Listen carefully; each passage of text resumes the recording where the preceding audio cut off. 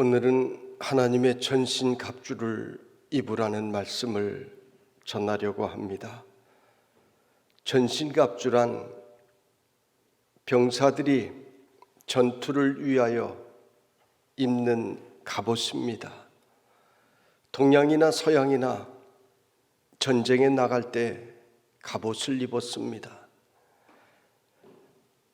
유명한 그리스와 페르시아의 전쟁에서 그리스가 승리한 이유는 갑옷에서 우위를 점했기 때문이라고 이야기를 하고 있습니다. 그만큼 전투에서 갑옷은 아주 중요한 역할을 합니다. 사도 바울은 당시 로마 병사들이 번쩍거리는 갑옷을 입고 활보하는 것을 많이 보았을 것입니다.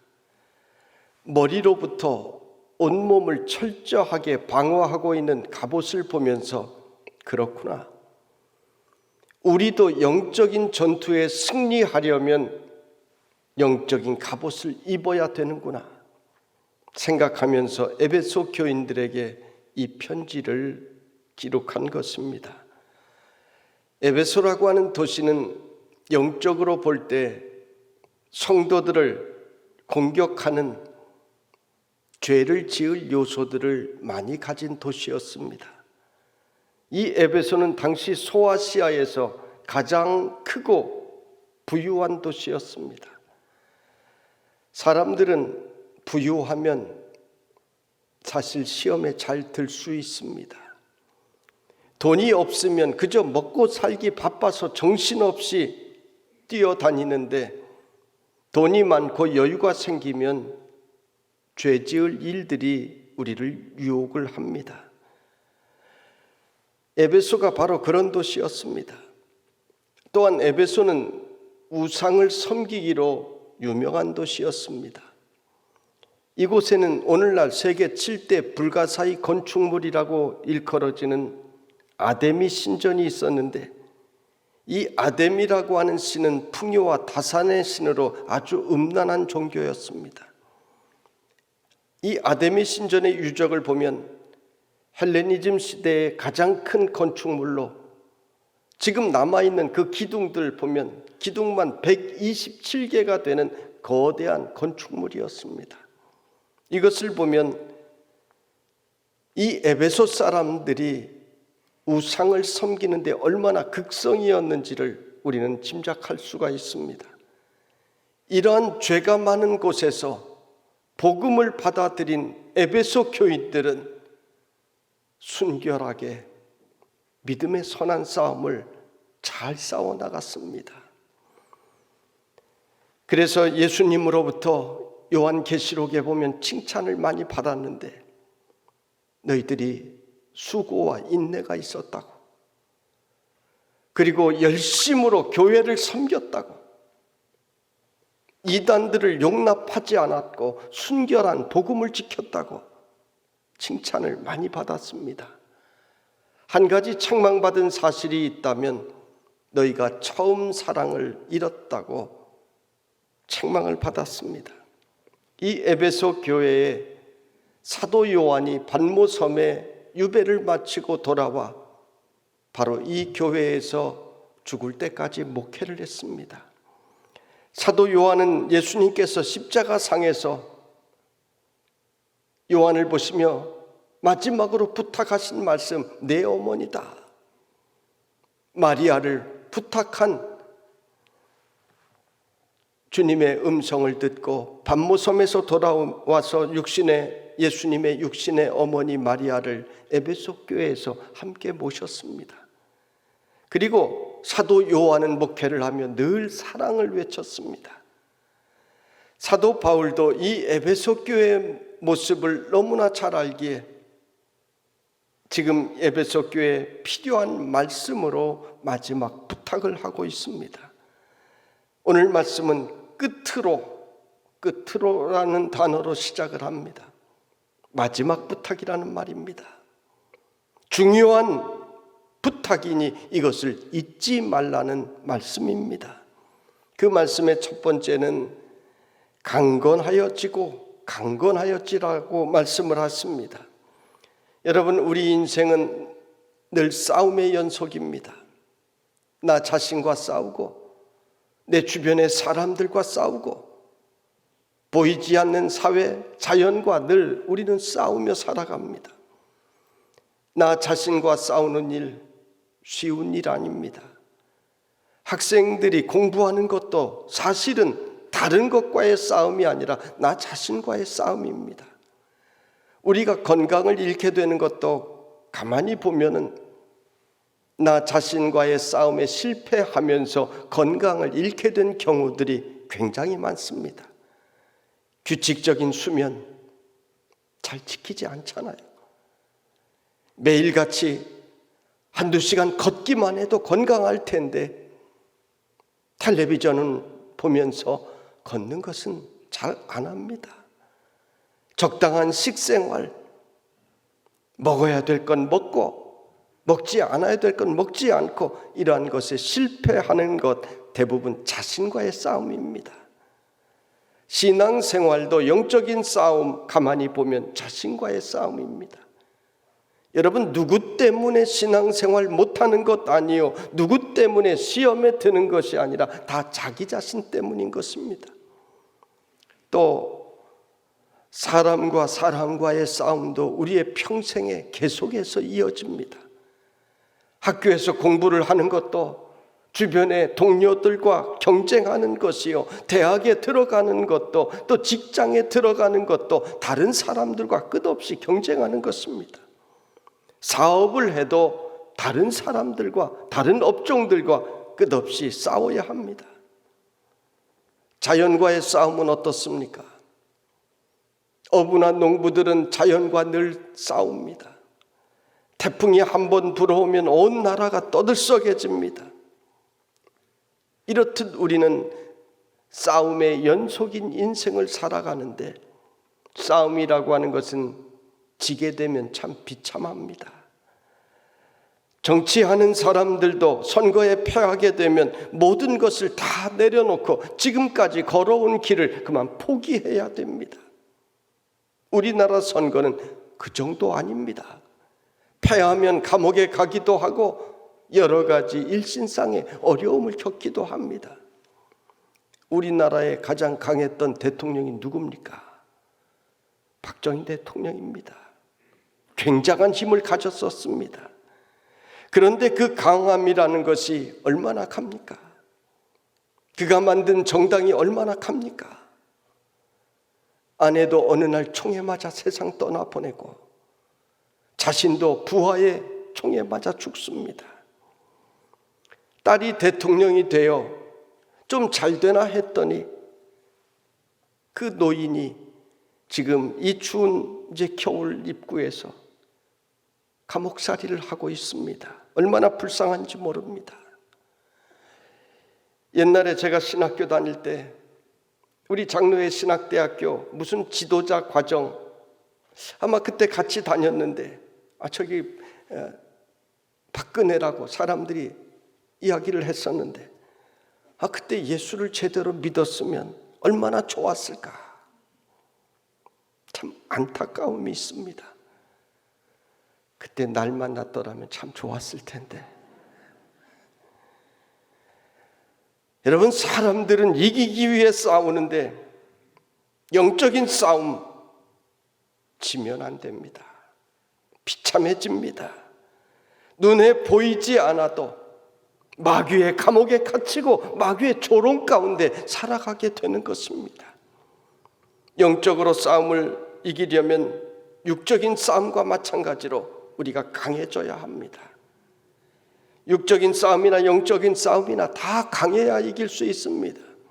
그래서 병사들은 강해지기 위해 끊임없이 훈련을 합니다. 단련을 시킵니다. 상대방보다 칼을 더 잘 써야 되고 화살을 능숙하게 다룰 줄 알아야 합니다. 세상의 싸움은 약한 자가 강한 자를 이길 수 없습니다. 그런데 여러분, 영적인 싸움은 역설이 있습니다. 내가 약할 때 우리 하나님께서 오히려 내 안에 더 강해지시고 우리를 강하게 해주십니다. 내가 하나님 앞에서 낮아질 때 하나님께서는 존귀하게 되고 우리를 또한 높여주십니다. 하나님 앞에서 나를 굴복시킬 때 하나님께서는 약한 나로 강하게 하여 주십니다. 여러분, 그러므로 그리스도인의 싸움은 주가 주신 능력으로 하는 싸움인 것입니다. 그래서 오늘 성경은 주 안에서와 그 힘의 능력으로 강건하여 지고라고 말씀한 것입니다. 우리 하나님의 자녀들은 주 밖에서 강하여 지려고 하지 않아야 합니다. 주님 밖에서 내 능력으로 내 힘으로만 강하여진 것은 무너진 날이 반드시 옵니다. 내 힘이 무너지고 내가 세웠는데 내 건강 무너지고 내 일터가 무너지고 그때는 내 힘으로 어떻게 해볼 도리가 없습니다. 그러나 여러분, 주 안에 있는 자는 세상의 모든 것들이 무너져도 다시 일어날 힘을 우리에게 허락해 주시는 것입니다. 우리를 단련시키시고 우리를 강하게 하셔서 새롭게 일으켜 주시는 것입니다. 그리고 우리에게 피할 길도 열어주시는 것입니다. 그러므로 여러분은 늘 주 안에서 사시기를 바랍니다.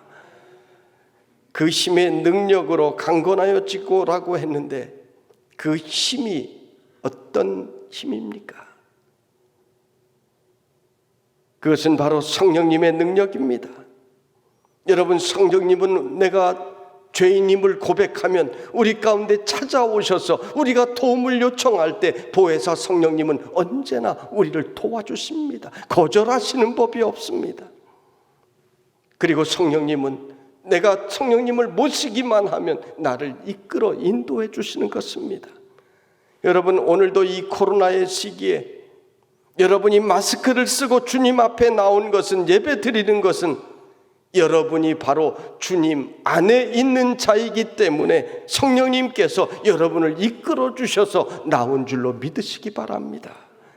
마찬가지로 마귀가 역사하는 자들도 마귀가 이끕니다. 여러분, 그들이 죄 짓고 싶어서 죄 짓는 것 아닙니다. 그들이 내가 악한 일을 하겠다고 해서 악한 일을 행하는 것 아닙니다. 그들도 다 잘 되고 싶고 멋지게 살고 싶고 훌륭한 사람이 되고 싶은 생각이 있습니다. 그런데 마귀가 그 마음을 그렇게 자꾸 이끌기 때문에 그런 사람이 되고 마는 것입니다. 이성만 보면 다른 생각이 드는 것은 왜입니까? 음란한 마귀가 그렇게 이끌기 때문입니다. 내가 하고 싶어서 하는 것이 아니라 마귀가 내 마음을 늘 이끄는 것을 우리는 깨달아야 합니다. 그러므로 예수 믿고 성령 받은 사람은 이 마귀로부터 끊어지게 되니 저절로 죄된 길에서 우리는 멀어지게 되는 것입니다. 며칠 전 세상을 떠난 국민 탤런트라고 이야기하는 송재호 장로님, 여러분 아시죠? 송재호 장로님이 그런 간증을 했습니다. 빚 때문에 약을 먹고 자살을 하려고, 혹은 칼로 배를 그을까 고민을 하다가 어떤 탤런트에게 괴로운 사정을 이야기했더니 대뜸 예수 믿으라고 하더랍니다. 자신의 집은 불교 집안의 온갖 귀신을 다 섬기는 집인데 어이가 없더랍니다. 예수 믿는 사람들 옆에만 있어도 부정탄다고 가까이 안 했던 사람이 송재호입니다. 그리고 나서 며칠 뒤 집에 갔더니 아내가 시뻘건 성경책을 사다 방 안에 떡하니 놓았더랍니다. 자기가 오늘 교회 처음 갔다 왔다고 이야기를 하더랍니다. 그 아내는 모든 우상 다 섬기고 1,000만 원짜리 굿하던 그런 아내입니다. 그래서 어이가 없었지만은 이런 걸 왜 여기 두느냐고, 내 앞에 절대 보이지 말라고, 그리고 나보고 교회 같이 가자고 하면 죽을 줄 알라고 엄포를 놓았는데, 그로부터 딱 2주일 후에 자기도 모르게 여보 나 좀 데리고 교회 가주라, 이 말이 나오더라는 거예요. 그래서 교회를 나왔습니다. 놀랍게도 첫 주일에 목사님의 말씀을 들으며 성령님을 만나게 되었습니다. 우리 교회도 간증을 들어보면 교회 나와 첫 주일에 예수 믿고 감동받은 그런 분들이 꽤 있습니다. 이 송재호 장로님이 그랬습니다. 그리고 오살리 기도원에 가서 기도굴에서 기도를 하는데 자신의 죄를 노트 한 권 주면서 다 쓰라고 하길래 노트에 죄를 적다 보니 내 평생에 살아오며 지은 죄가 얼마나 많은지 다 쓰고 나서 그 죄를 읽는 데만 1시간이 걸렸답니다. 그래서 교회도 잘 모르고 신앙생활도 잘 모르지만 다시는 이 노트에 기록한 죄 짓지 않게 도와달라고 기도를 했는데 기도하는 중에 아주 신비한 체험을 했습니다. 기도원에서 나오는데 아들이 차를 몰고 태우러 왔기에 차를 타고 담배를 한 대 태우려고 하니 갑자기 구역질이 나서 담배를 태우지 못했답니다. 이 송재호 장로님은 양주 2병을 한 자리에서 들이키고 하루에 담배 5곽을 태우는 골초였습니다. 그런데 그 다음부터는 대본에 나오는 연기를 하려고 담배 한번 물었다가 속이 뒤집어지는 경험을 하고 그 다음부터는 담배 태우는 연기 속에서도 담배 자기는 그 못하겠다고 거절을 했습니다. 예배 참석하자마자 11조 드려야 될 것 같아서 11조 생활을 시작했는데 신앙생활 잘 모르니까 몇 달 안 되어서 11조 떼어 먹었다가 기가 막힌 연단을 받았습니다. 그리고 나서 다시 11조를 드리고 기적을 체험하고 새벽 기도를 위하여 교회 가까운 곳에 이사하게 해달라고 기도하고 교회 가까운 곳에 이사하여 모범적인 신앙생활을 했습니다. 아들은 신학을 하고 목사가 되었습니다. 저주받을 집에서 믿음의 가문으로 변화된 놀라운 사건이 예수 믿으세요. 전도 한마디에서 그의 인생이 이렇게 변화되었던 것입니다. 그리고 지금은 천국으로 가셨습니다. 언제 한번 모셔다가 간증을 들으려고 했는데 그만 먼저 가셨네요.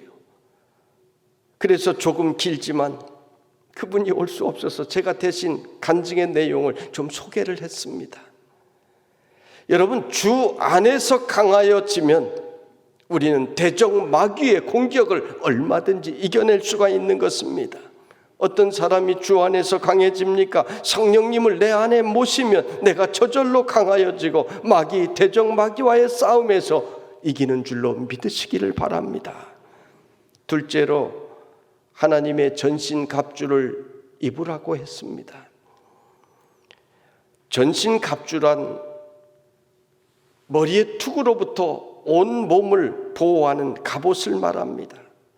적의 화살이나 창으로 칼로부터 보호하는 중요한 도구입니다. 오늘 말씀 뒤에 나옵니다마는 진리로 너희 허리띠를 띠고 의의 호심경을 붙이고 평안의 복음에 준비한 것으로 신을 신고 믿음의 방패 그리고 구원의 투구 성령의 검 곧 하나님의 말씀을 가지라고 말씀했습니다. 이 전신 갑주 가운데 어느 하나 빈 곳이 있으면 안 됩니다. 의의 흉배가 없으면 적의 화살이 가슴으로 날아들 때 방어할 수가 없습니다. 구원의 투구가 없으면 구원의 확신이 없으면 적이 칼로 내려칠 때 방어를 할 수가 없습니다. 전신갑주를 입어야 합니다. 아킬레스건이라고 하는 말을 우리가 많이 합니다. 약점을 말할 때 사용하는 단어입니다.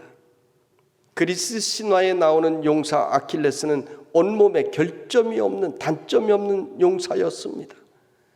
아기 때 용의 피로 온몸을 담그었는데 그만 발 뒤꿈치에 낙엽이 붙어 거기에는 피가 묻지 않아 칼이나 화살이 들어갈 수 있게 되었습니다.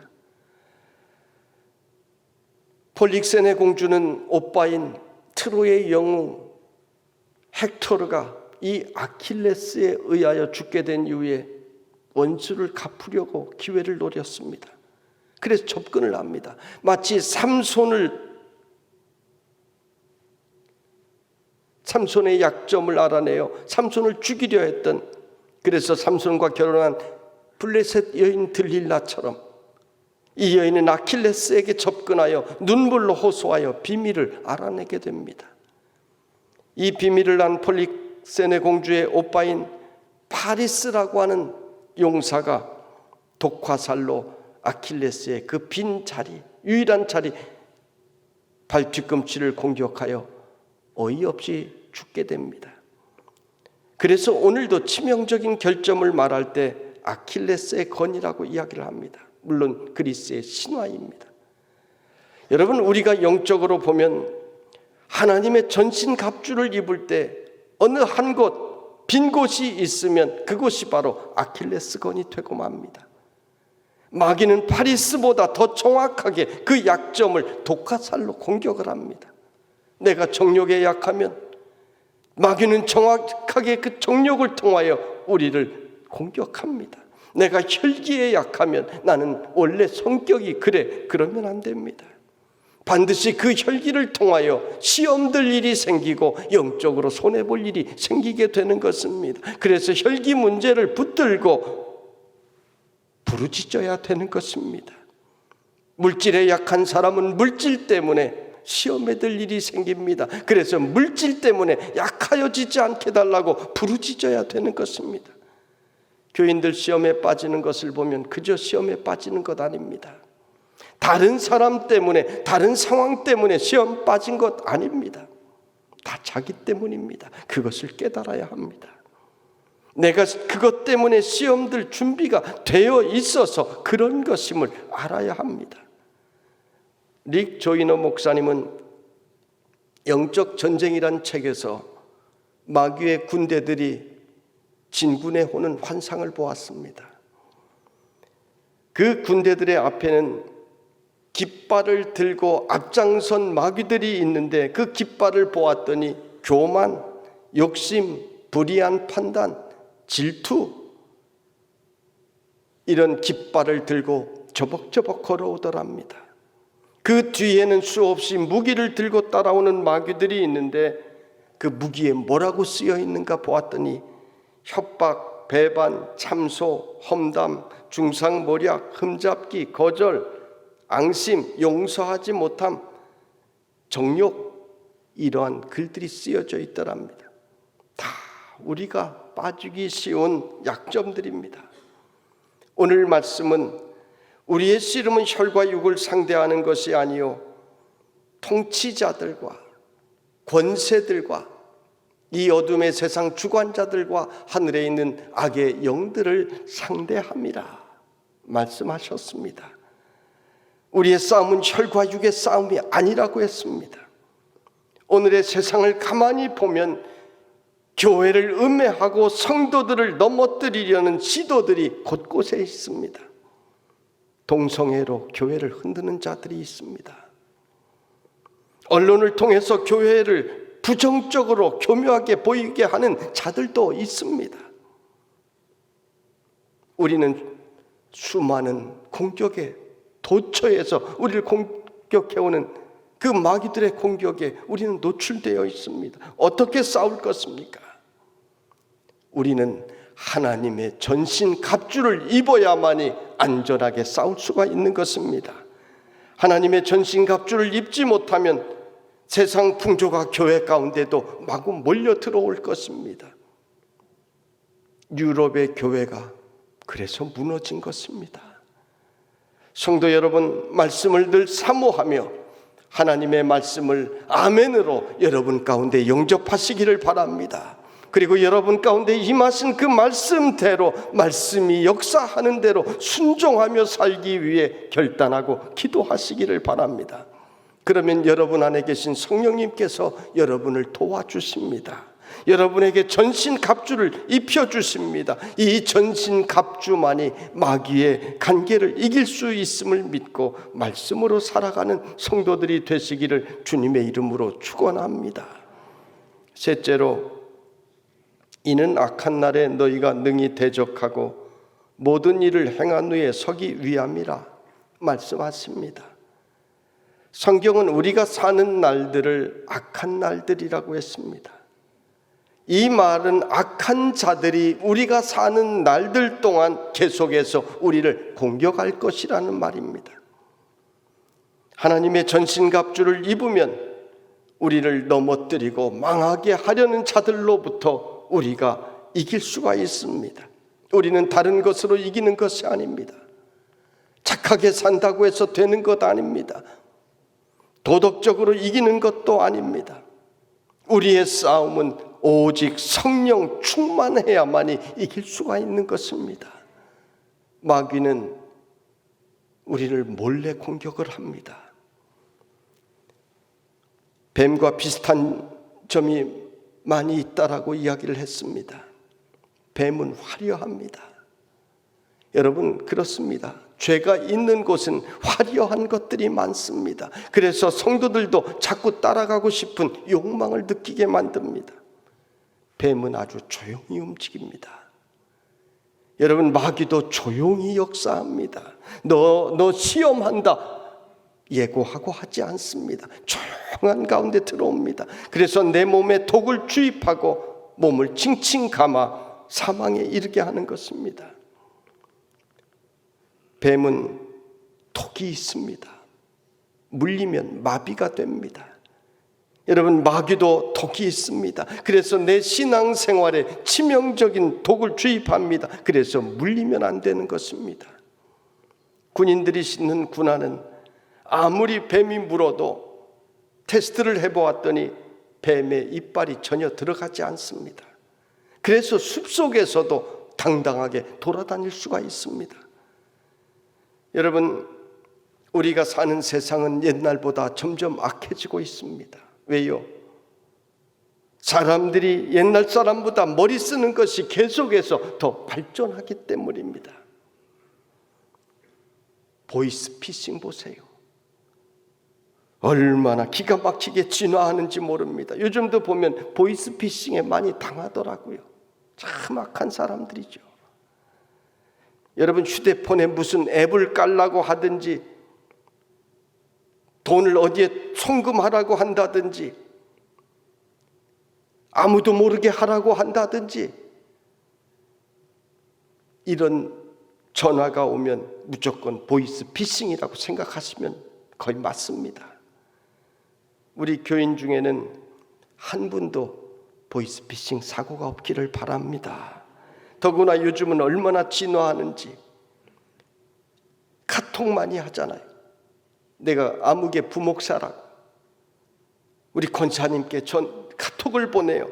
지금 사고가 나서 급하니까 얼마 송금해달라고, 입금시켜달라고 그러는 경우도 있더랍니다. 장로님께 입금시켜달라고 하는 경우가 있답니다. 여러분, 교역자들은 절대로 그런 일이 절대로 없으니 이런 일에도 여러분 속지 마시기를 바랍니다. 이상 공익광고였습니다. 성도 여러분, 말씀의 결론으로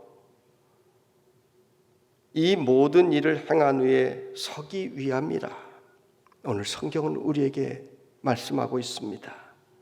여러분, 우리는 구원받은 백성으로 마귀와의 싸움에 이기고 선한 싸움 다 싸우고 의의 면류관을 쓰고자 주님 앞에 우뚝 서는 자랑스러운 성도들이 모두가 되시기를 주님의 이름으로 축원합니다.